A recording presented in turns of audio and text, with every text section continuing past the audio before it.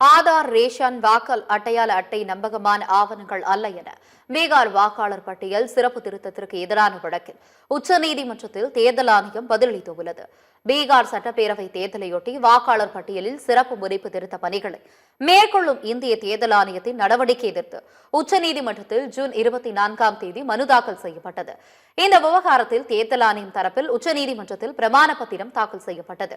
அதில் ஆதார் அட்டையானது குடியுரிமையை நிறுவாததால் வாக்காளர் பட்டியலில் சேர்ப்பதற்கான ஆவணமாக அங்கீகரிக்கப்படவில்லை என்றும் ஆதார் அடையாள சான்றாக மட்டுமே உள்ளது, பிற ஆவணங்களுடன் கூடுதலாக மட்டுமே ஆதாரை பயன்படுத்த முடியும் என்றும் குறிப்பிட்டுள்ளது.